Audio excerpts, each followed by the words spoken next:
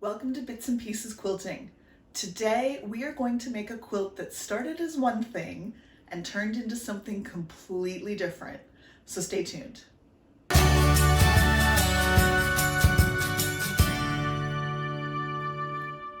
Hi, I'm Michelle, and today I thought I was going to make a kaleidoscope quilt, but you'll see as we go through the video that it has turned into something completely different.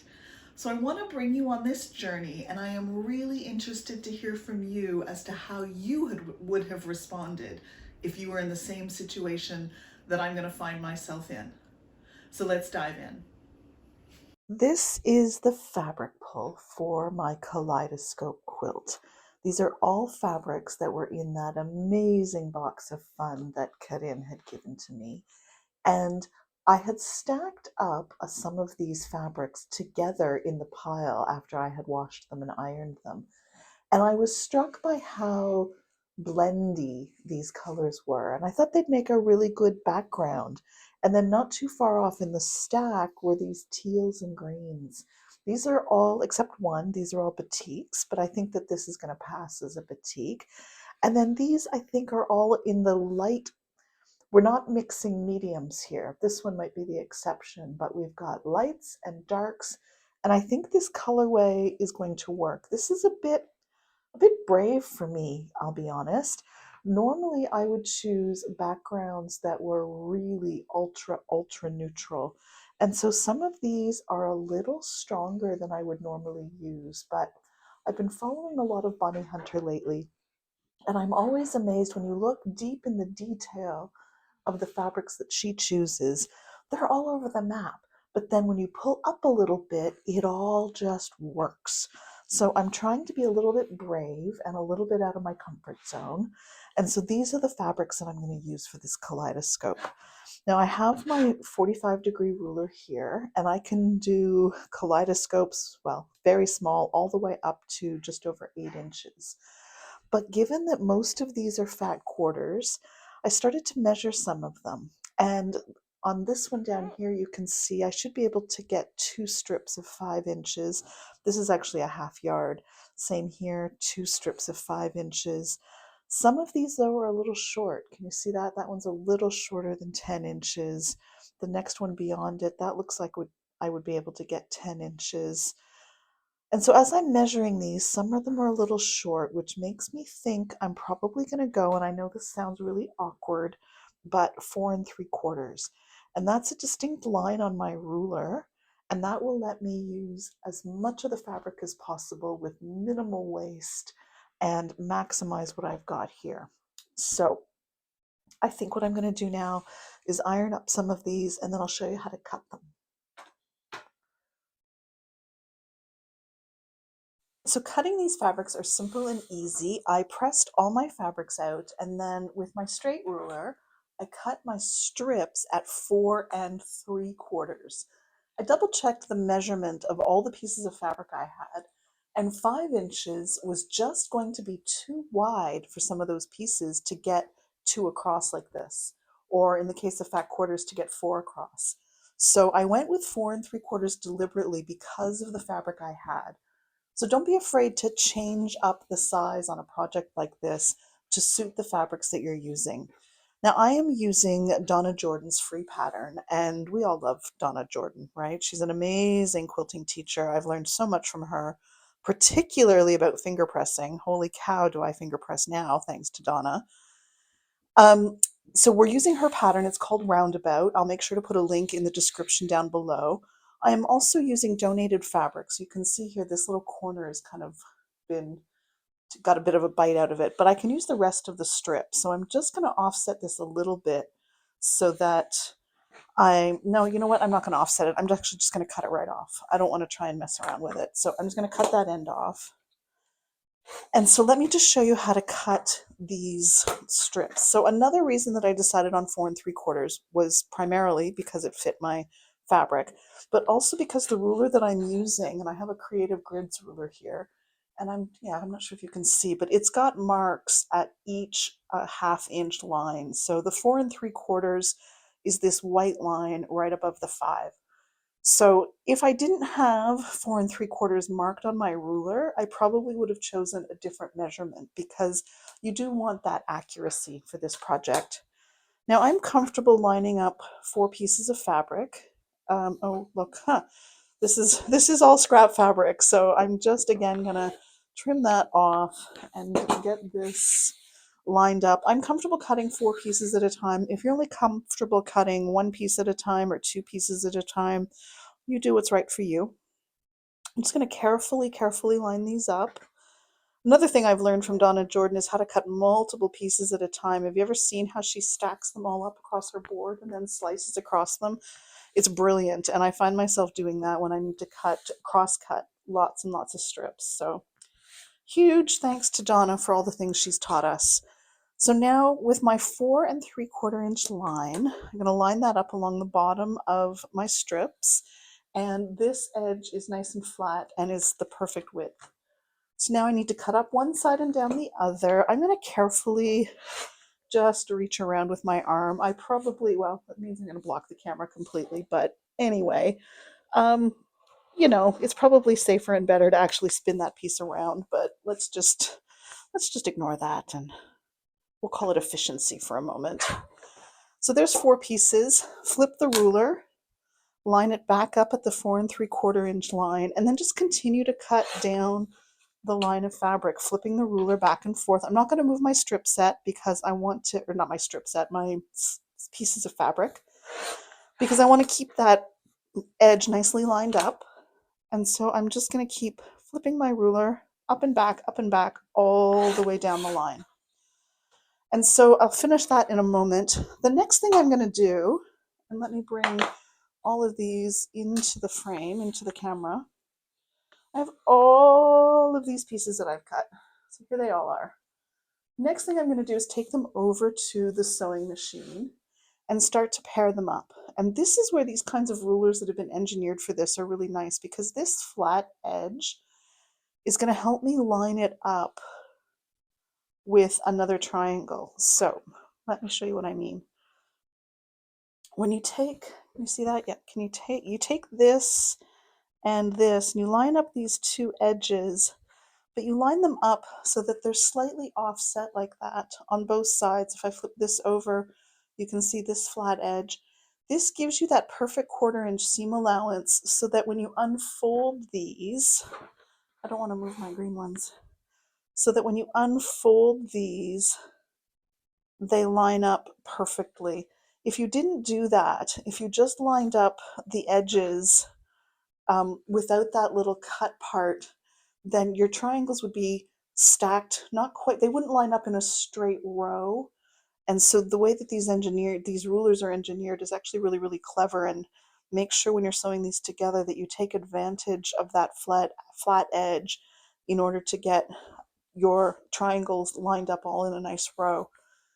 I'm going to pair up all my lights and darks, so I have a whole bunch of twosies, and then press all of the seams open, as you know I like to do, and then start matching up the twosies into different groups. I'll show you the different steps as we go along, but I'm going to finish cutting these greens and then start sewing a bunch of pairs together.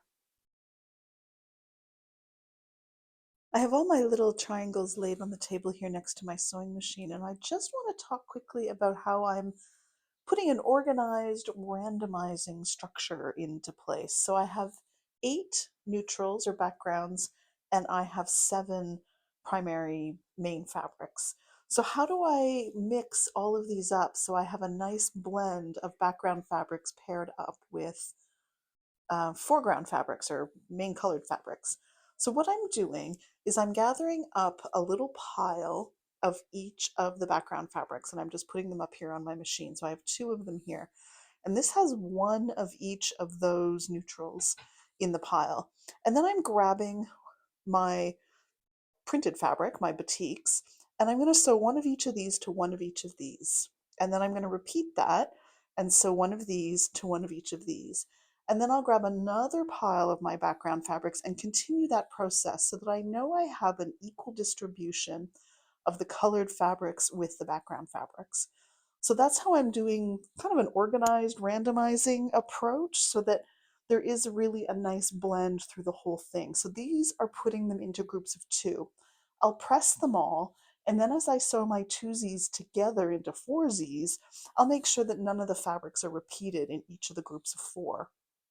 And then I'll do that once again when I sew the foursies together to make my blocks, so that there is a nice mix of fabrics all across all of the blocks. I have been happily sewing away for the last little bit, and I have this huge pile of twosies all sewn together. And my nephew just stopped into the sewing room to see what I was up to, and I was explaining that I'm making a kaleidoscope quilt. So I started to pull these open to show him how they would all start to kaleidoscope around. And to my horror, look, every single one of this giant pile is wrong. Do you believe it? I'm still coming to grips with the disaster that this is. These are just, they're wrong. They're sewn together wrong. This is what I've done. And with these loose ones, let me show you what I should have done. I should have sewn them like this, so that when you start to put them together, they start to come around in a circle like this, not like this. Ah! So I have two options. Option one, option one, which I don't think I like. Option one is to take all these out. Option one is to take out all of these seams and start all over again. Oh my gosh, what a waste of thread, what a waste of time, what a pain in the neck. Option two is just to change directions completely and just say, we're not making a kaleidoscope quilt anymore with these. Instead, we're making rows of triangles. We'll come up with some kind of clever name for it and start to lay these out in the rows that they naturally form. And then there's a couple of options. I can lay the rows out like this so that they alternate, kind of like a triangle shaped checkerboard in some ways. So that's one option. Another option is to turn a row around so that the triangles like this match each other and you get these really interesting diamond shapes. So what would you do? Would you take them all out? Would you take out all of that stitching and spend easily a few hours pulling all those pieces apart? Or would you change your mind and just make a completely different quilt? Leave a comment down below and let me know what you would do. I'm so curious. Have you guessed what I'm going to do as I lay these out? I'm not going to pull them all out. I am going to make this quilt instead. And I will find new fabric to make a kaleidoscope quilt because I love the kaleidoscope quilt pattern. So I'm going to press these, I'm going to push forward, I'm going to see where I get to, and then I'll come back and I'll film the second half of this video to show you the rest of the kaleidoscope quilt with completely different fabric. So let me show you what I've gotten to with my triangles. I started with the twosies, which I showed you that were all wrong. Then I sewed the twosies, two together each to become foursies, and did the whole pile with the exception of just a few off to the side like this one. Then I took those together, then I took those and sewed them together into a group of four. I took two of these and sewed them into a group of four. And then I started to figure out my layout, and I decided that three of these all lined up in a row like this, three of these all the way along, plus an additional piece like this was going to be the length that I was looking for. This gives me a little bit of flexibility, and let me pause the camera and take you down to the floor to explain why. So here are the first 8 rows laid out down on the floor, and I think it's looking really smart. You can see I've gone with this sort of harlequin design. So the first 6 rows are sewn together. These 6 rows are all sewn together. Let's zoom in down here. Here we go. So these are all sewn together, and I think it's looking really, really smart. And so now as I lay out the next row, because it's a little bit short, it gives me the flexibility to slide it back and forth to decide where best to align my triangles. I'm trying to avoid having too many of the same lined up together. You can see it's not 100% successful. Those two are exactly the same. There's another one over here where those are the same. There's probably another 1 or 2 in here, but I'm doing my best to avoid that. And so let me show you why my approach is kind of helping. So this one here, I've got the 3 groups of 4. So if you count along here, you'll find that there's 12. 1, 2, 3, 4, 5, 6, 7, 8, 9, 10, 11, 12. There's 12 dark triangles and 12 light triangles all sewn together. And then there's this little 4-piece at the end. And then down here is the same thing, except there's the 12 here and then the little piece at the end. Now, if I were finding I could flip them, I could put this little piece down at this end and shove the whole thing over.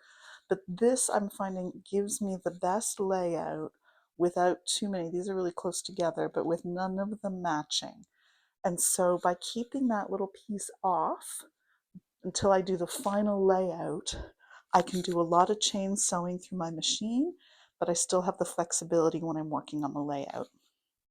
And then another thing, when I'm finished, I'm actually just going to trim all the way down the sides. So these light colored ones on the ends here, they don't need to be there. But I hadn't, as you saw at the beginning of the video, I hadn't exactly planned this out before I started sewing. So if I truly knew what I was doing, I wouldn't have included those extra triangles on the end. But it was very easy just to pair up the lights and the darks and push them through the sewing machine, and then pair up the 2s into 4s and so on. So for efficiency's sake, I have these extra light colored triangles on the end of each row. So not the most efficient, but this is what happens when you design and make mistakes all along the process.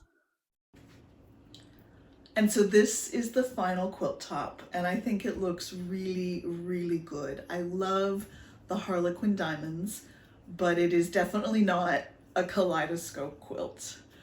This was a little bit outside my comfort zone because of the mix of background fabrics. There's a lot more contrast in those background fabrics than I normally work with, but I'm really happy with the way that it turned out. I have seen loads of other creators, especially Bonnie Hunter, use an incredible mix of background fabric, and I know that it works. But when I'm standing in my own quilting room on the day and I look at those different background fabrics, I just find it a little bit difficult to take the plunge. So I'm really glad I did in this instance. I think they read as background and they play really well together. And then I used the leftover pieces from the background fabric to make the inner border. It's a 2-inch inner border, so it finishes at 1.5 inches, and it's a mix of all of the leftover pieces, so it's not the same fabric all the way around. And then I dug into my own collection to find something for the border, and so this border fabric piece I think just goes really well with it. This is definitely not a kaleidoscope quilt. So what would you have done? Would you have done what I did and just made a completely different project? Or would you have taken out all of those pieces and started over again? I'm so interested to hear as to what you would do. Please let me know.